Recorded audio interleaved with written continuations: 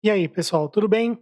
Bem-vindos a mais uma aula do curso Fundamentos da Sentença Trabalhista. Nessa aula, a gente vai falar sobre correção monetária e juros de mora.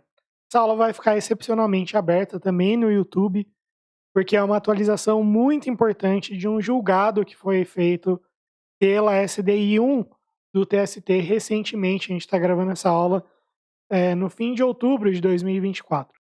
Beleza, então vamos lá. Qual que é a questão aqui?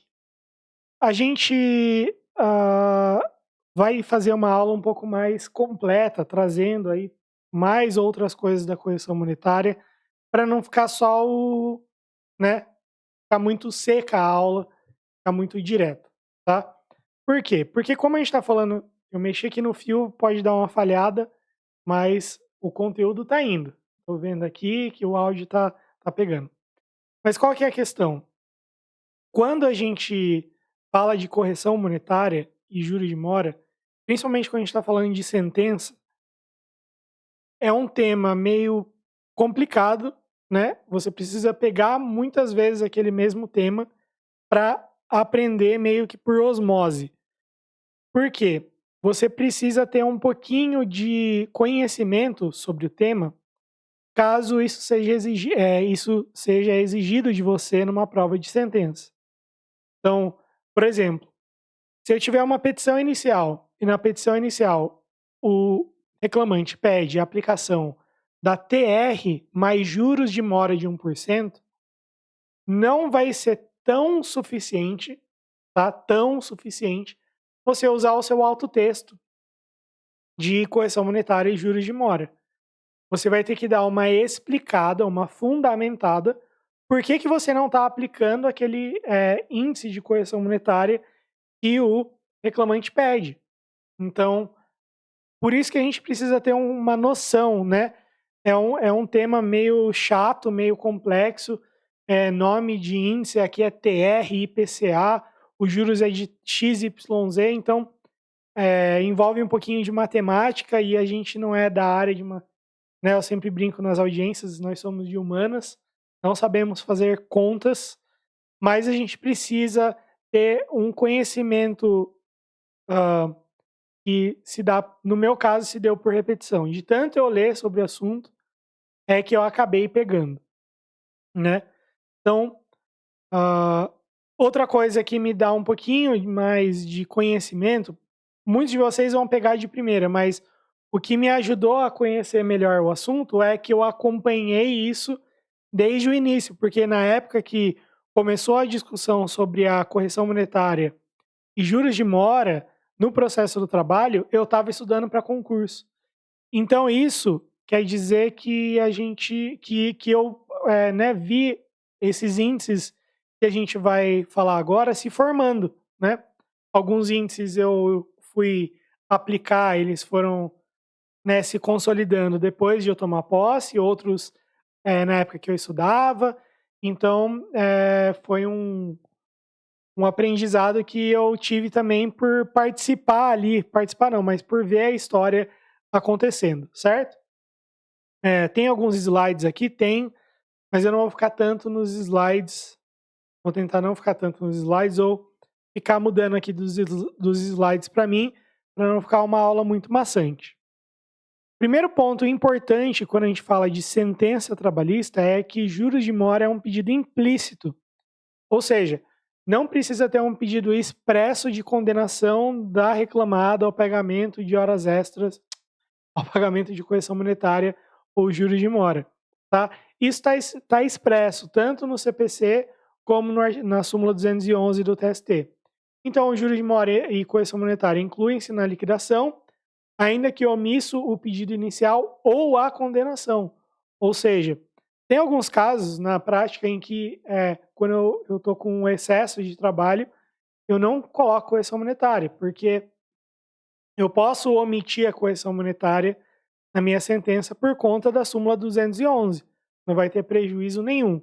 O único prejuízo que pode ter é lá na fase de liquidação existir algum tipo de discussão que vai arrastar a liquidação. Ou seja, quando você fixa a correção monetária e os juros de mora logo na sentença, ocorrendo o trânsito em julgado e não havendo nenhum tipo de relativização da coisa julgada, né? Então eu usei um índice e nesse meio tempo o STF declarou o inconstitucional.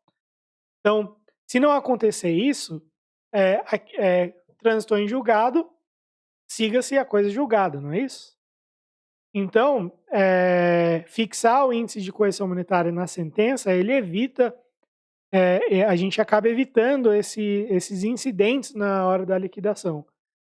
Mas muito mais do que isso, a gente está falando de fundamentos da sentença trabalhista, ou seja, um curso preparatório para quem está prestando um concurso para a magistratura do trabalho, para quem pretende prestar concurso para a magistratura do trabalho. A gente tem uma quantidade muito legal de alunos que são pessoas que estão conscientes de que precisa estudar para todas as fases ao mesmo tempo.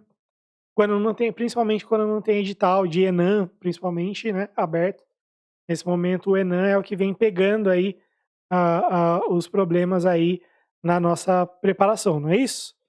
Mas o próprio CPC, ele fala no artigo 322 que o pedido deve ser certo e compreendem-se no principal juros legais, correção monetária e verbos sucumbência, inclusive honorários, ou seja, mais um fundamento para o chamado pedido implícito, ou seja, não precisa ter pedido expresso para que o juiz condene a reclamada ao pagamento de uma parcela com a correção monetária e juros de mora correspondente, tá? Na sentença da sua prova, você não pode omitir isso. Na prática, eu falei que eu às vezes omito isso, por quê? Porque aí, depois na liquidação, eu tô lá, eu não tô reprovado na prova, entende? Não é uma prova, e eu posso resolver isso na liquidação posteriormente. Inclusive, alguns colegas, no período que estava a discussão, né, e teria ali uma suspensão nacional, uma dúvida sobre uma suspensão nacional de processos que discutiam a correção monetária, alguns juízes colegas começaram a omitir ou falar, juros de mora e correção monetária vigentes na época da liquidação, né? Ou seja, você deixa aberto esse ponto para poder depois complementar. Mas como que era antes? A gente precisa um pouco desse histórico. Como que era antes a correção monetária e o juros de mora? A gente vai chegar até como está hoje, e agora ficou assim uma salada, mas a gente precisa entender como era antes para entender como ficou, para entender o que tem na salada, não é isso? Então, o artigo 39 da Lei 8177 de 91 é uma lei cheia de questões monetárias e econômicas. Por quê? Ano de 1991 foi uma decorrência ali dos planos Bresser, 87, Verão, 89, e Collor 1 e Collor 2, em 90 e em 91. Então a lei é uma decorrência, um resultado desses planos econômicos que foram utilizados aí, mudança de moeda e etc, nesse período. Então, essa lei ela fala sobre um monte de coisa para tentar meio que arrumar a casa naquele período de inflação que a gente tinha, certo? Então eu quero que vocês pensem nessa época. Ah, não era nascido na época, eu também não. Eu sei um pouquinho disso, porque eu fiz muitas daquelas ações como advogado contra bancos sobre esses planos. Na época eu era estagiário e o período prescricional de 20 anos acabou ali no plano Bresser em 87, do plano Verão em 2007, 2009, depois do plano Collor em 2010, né? Que foi 87, 89, 90 e 91. Esses planos econômicos, né? Beleza. Então, o que acontece? Os débitos de qualquer natureza, quando não satisfeitos pelo empregador, são débito trabalhista. Acordo da convenção coletiva, etc. Vou pular essa parte. Correção monetária, juros de mora, TRD acumulada no período compreendido entre a data do vencimento e o efetivo pagamento. Certo? Então tem juros aqui. tá? TRD, tá? Que é TR depois, taxa referencial, era um nome antigo, depois taxa referencial, nome novo, né? Aos débitos trabalhistas constantes de condenação da Justiça do Trabalho, tal, nos juros de mora previstos no caput. Então, o caput está falando de juros de mora da TRD, certo? Que alguns interpretam como correção monetária. 1% ao mês, além disso. Então, no juros de mora acima, juros de mora abaixo, certo?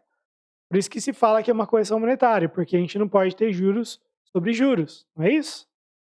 Contados do ajuizamento da reclamatória e aplicados pro rata die, ainda que não explicitados na sentença no termo de conciliação. Isso fundamenta a súmula 211. Por quê? Ainda que não explicitados na sentença ou no termo de conciliação. Isso aqui ainda vale, né, em partes. Vai ver como que isso se aplica. Então, o que a gente tinha? TR mais 1%. Correção monetária TR mais 1%. Era uma coisa muito boa. TR realmente é um índice é um índice de correção monetária que não corrige a inflação, mas 1% ao mês não existia, tá? Muito difícil de a gente dizer que existe. Se vocês ouvirem um barulho, minha filha ganhou uma bateria. Ela tem 2 anos, ganhou uma bateria, então pode ser isso que esteja, esse barulho de prato e de batuque que esteja passando por aí. O artigo 883 da CLT, então, vai falar que não pagando executado, nem garantindo a execução, em hora de tantos bens quantos bastem, acrescidas de custas e juros de mora, sendo estes, qual estes? Juros de mora, em qualquer caso, devidos da data em que for ajuizada a reclamação inicial. Então, bate com o que está aqui, contados do ajuizamento da reclamatória, no artigo 39 da Lei 8177 de 91, e artigo 883, a partir da data em que for ajuizada a reclamação inicial. Beleza. Quando que começa a contar a correção monetária? Pagamento dos salários, quinto dia útil, não está sujeito à correção monetária. Passou do quinto dia útil, correção monetária a partir do dia 1º do mês subsequente, beleza? Então, não paguei em outubro, começa a correr do dia 1º do mês subsequente, ou seja, novembro, beleza? Por quê? Porque queriam a correção monetária a partir do 6º dia útil. Não pagou no 5º dia útil, a tese era, começa a correção monetária a partir do 6º dia útil. Não, como a correção monetária é mês a mês, né? Então, aí, no caso, a partir do dia 1º do mês subsequente ao vencido, ao da prestação de serviços. Beleza. Artigo 100 da Constituição Federal. Falou assim, ó, a gente está com problema de precatório aqui, como sempre. Daqui 5 anos vai ter outra, daqui 5 anos vai ter outra. 2019 teve, 2023 teve, sei lá. Sempre vai ter, né? 2021 teve, salvo engano. Vamos mudar aí a regra de precatório, porque não está dando para pagar. Precatório, para quem não sabe, fazenda pública, ou seja, União, Estados, Municípios, Distrito Federal, autarquias, fundações públicas, está devendo, paga por precatório, né? Se ultrapassar os limites de RPV, 60, 40, 30 salários mínimos para a União, Estados, Municípios, respectivamente, a não ser que tenha uma lei específica fixando outro período. Fui muito rápido? Tá, então beleza. Então vamos mais devagar. Ó, tendo tempo de aula, beleza. Ó, precatório.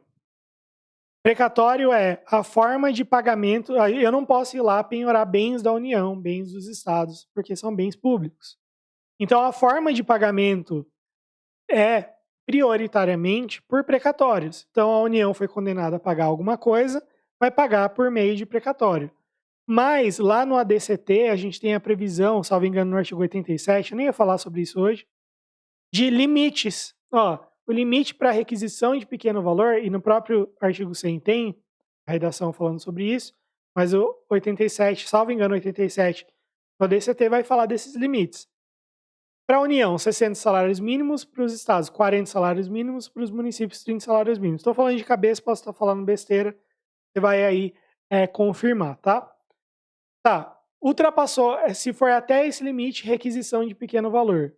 Se for acima, que paga mais rápido. Se for acima desse limite, vai entrar no regime de precatório, que está lá no artigo 100 da Constituição Federal. Beleza. O Brasil, o governo, vamos dizer, para não ficar pessoalizada a coisa, falou assim, não estamos conseguindo pagar precatório.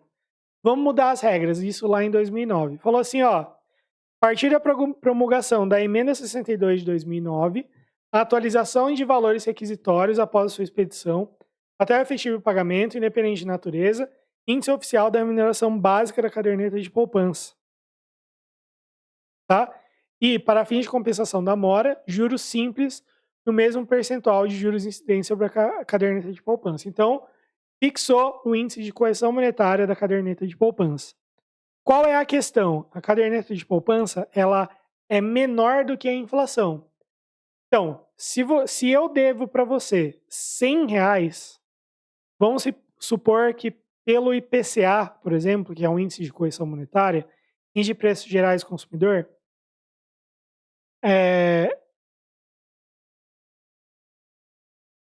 esses R$100 daqui a um ano vire 130. Então, daqui a um ano, em outubro de 2025, quando eu for te pagar, os R$100, na verdade, não são mais 100, são 130 pela correção monetária, sem juros. Então, é um exemplo bem ruim, porque eu não sei fazer essa conta. Beleza. A caderneta de poupança, o índice de correção monetária da caderneta de poupança, que também é conhecida como TR, agora a gente vai ligando os pontos. Ela não vai chegar a 130, vai chegar, por exemplo, a 112. Então, se a gente fixar que eu vou te pagar pela correção monetária da poupança, você vai perder 18. Entende? Aqui que está o negócio. Então, o que aconteceu? O que aconteceu em relação a isso aqui do regime de precatórios? Do regime de precatórios. Lembra, aqui os juros é ruim. Os juros são ruins, melhor dizendo. Então é juros ruim, não é de 1% ao mês. É TR, que é zoada, a gente já estipulou que é zoada, mais juros ruim, porque é o regime de precatórios, certo? Beleza, o que ficou fixado? Foi feita uma ADI, uma ação direta de inconstitucionalidade, na ADI 4357, falou assim, ó, que a compensação de débitos da Fazenda Pública, incluídos pela emenda tal 62 de 2009, embaraça a efetividade da jurisdição, coisa de julgado material, separação de poderes, isonomia entre o poder público e particular, viola a propriedade. Então, esse índice de correção monetária, TR, é inconstitucional, porque ele não representa a correção do valor monetário pela inflação. Que é aquele exemplo que a gente falou, 100 viraria 130 por um índice oficial de inflação, pelo índice de poupança, 112. Perdi 18, então violou meu direito de propriedade, beleza? E eu não tenho como forçar o Estado a pagar, ele vai pagar de acordo com a ordem cronológica. Então quer dizer que a partir do momento que o Estado paga mais ou menos, com muita ênfase aqui, mas só para vocês terem uma ideia, quando dá, tá? Muita aspas, quando dá, então condenou, eu não posso executar, vai para o precatório. Então paga quando dá na ordem cronológica, de acordo com a previsão orçamentária e um monte de coisa. Bom, ofende o direito de propriedade. Porque eu não tenho como acelerar uma execução ou nada disso. Certo. Com base nisso, eu não quis trazer para não ficar uma aula muito longa, mas com base nisso, na época, o TST e boa parte da doutrina começou a falar assim, ó, já que lá no precatório, na ADI 4357, eles falaram que é inconstitucional TR e começaram a aplicar IPCA mais os juros ruins. Juros ruins, vamos lembrar, não é 1%. 1% é bom. O que você investe aí que rende 12% ao ano, mais índice da poupança? Fala para mim. O que acontece? Só quando a gente tem uma taxa de juros muito alta, que você vai lá no Tesouro Direto, a gente tiver 13, 14%, é que chega próximo disso, né? Porque uma média aí da correção monetária, da poupança, é mais ou menos 2, 3% ao ano. Posso estar falando besteira, mas é mais ou menos isso. Então, 12 mais 2 ou 3% daria 14 a 15% de correção ao ano.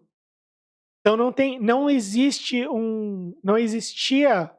uma correção monetária e juros melhor do que o da área trabalhista, mesmo sendo a TR zoada.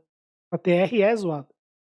Aí falaram assim, não, então isso é inconstitucional. Então agora eu vou dar uma de espertão. Eu quero IPCA mais juros de mora. Não é uma de espertão, mas a gente tem que se recordar que os juros de mora, apesar de ser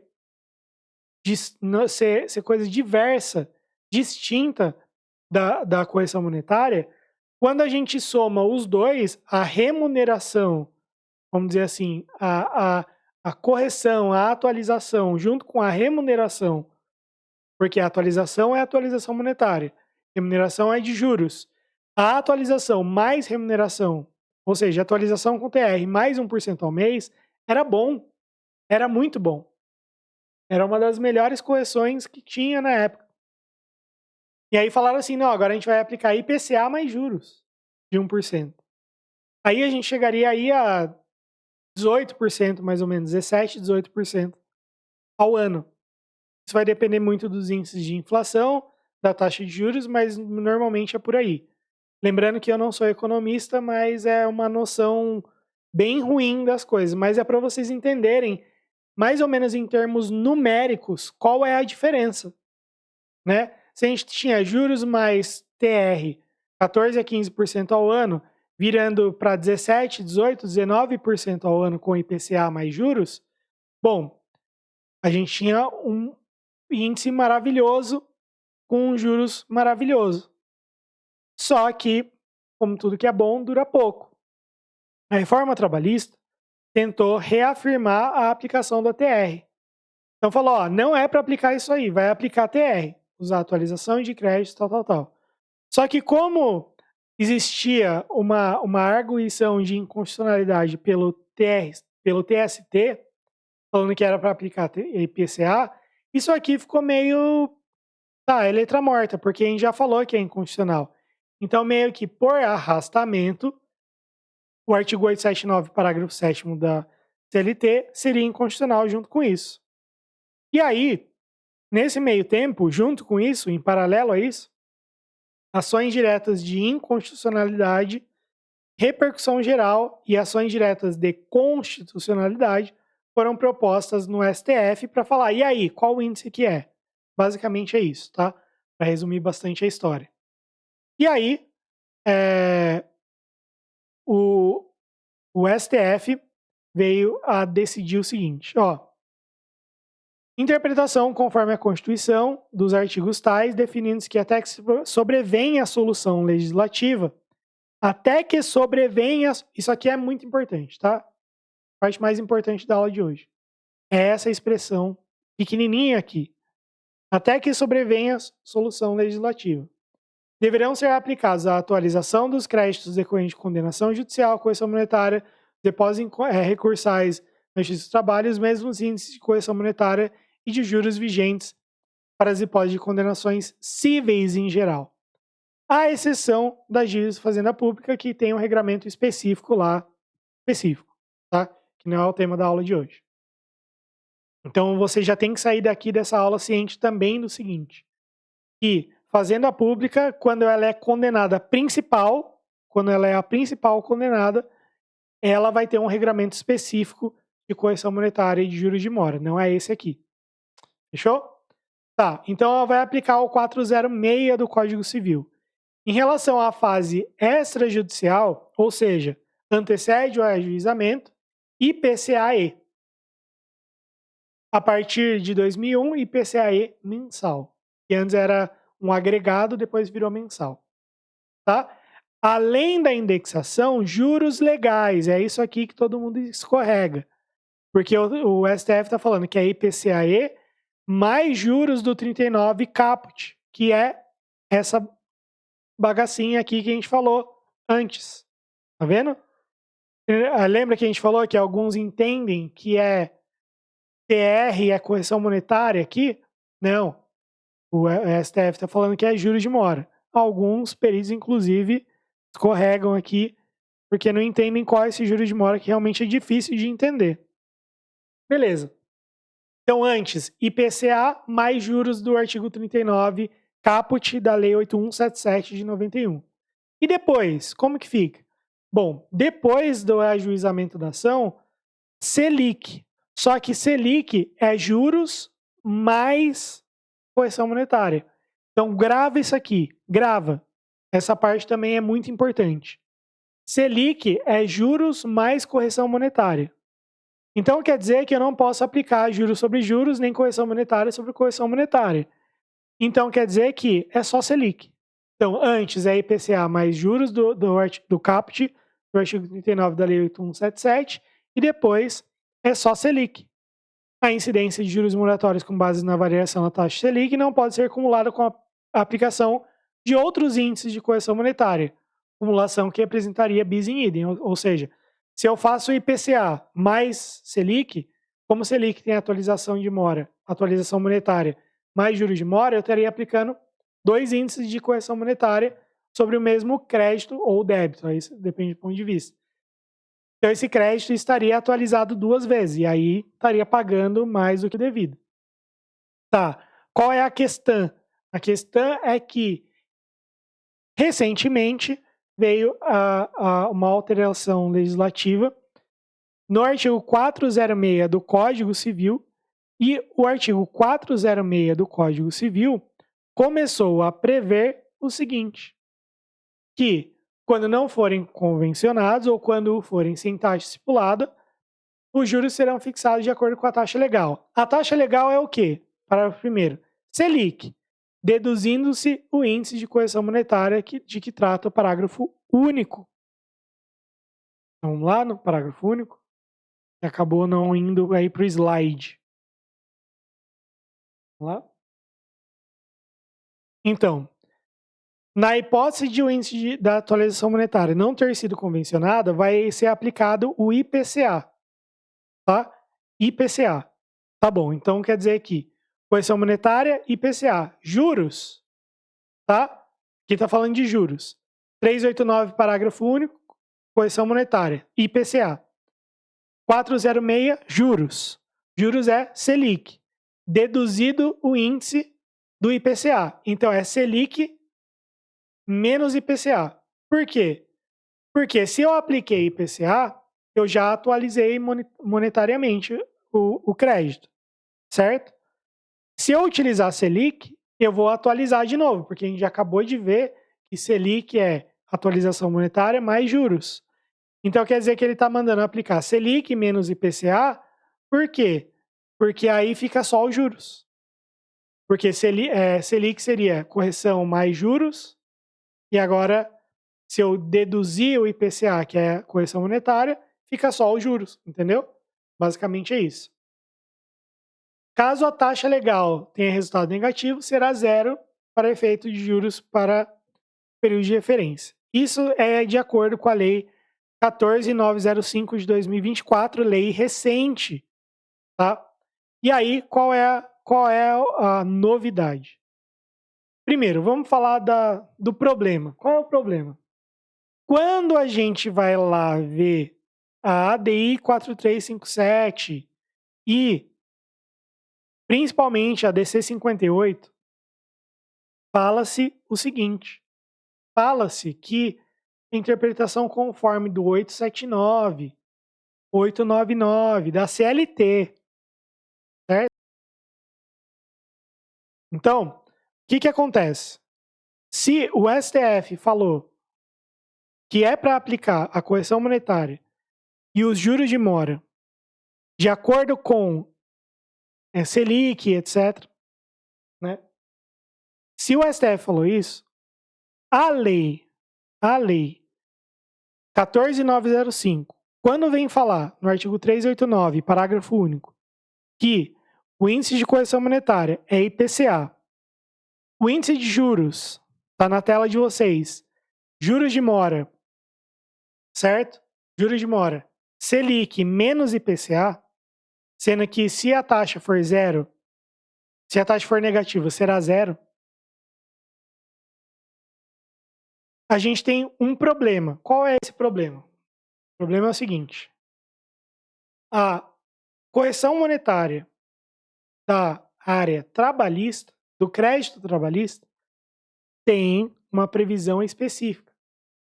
Artigo 39, caput, 39, parágrafo 1º, 879, parágrafo 7º, 883 da CLT, que vai lá falar de TR, juros de 1% e etc., tudo que a gente viu no decorrer dessa aula. O que eu estou querendo dizer com isso? Quando o STF vem aqui, vamos lá voltar. Quando o STF vem aqui e fala até que sobrevenha a solução legislativa, será que a solução legislativa é o 406? A resposta me parece muito simples. Ao dizer que não. A gente está aplicando o 406, mas o 406 do Código Civil não é o nosso índice legal. Não é o nosso índice realmente aplicável. Ele é um índice aplicável de passagem, de forma provisória, porque eu estou esperando a solução legislativa. Só que, quando existe essa previsão de IPCA no 389, parágrafo único, e Selic menos IPCA no 406, o que a gente tem? Uma mexida no que o STF falou, porque o STF falou, vocês vão aplicar o 406, tá? Não é o 406 puro, né? Porque a gente tem uma legislação específica, então ele está falando que no período antes da ação é IPCA mais juros de mora do artigo 39, certo? E na fase judicial, Selic. Ok? Selic. Tá. Então quer dizer que o que eu tô querendo dizer? Que essa solução dada pelo STF aqui nesse julgado foi de acordo com a redação do 406 na época. Hoje, mexeu. Então, o que a SDI 1 do TST entendeu?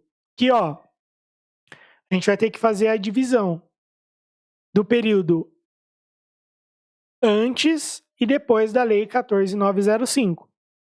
E foi isso que a SDI 1 do TST fez. Na fase pré-judicial, IPCA mais juros de mora, 39 caput. Beleza? Ajuizamento da ação até 29/8/2024, Selic. Que era o que o STF falava, certo? Não é isso?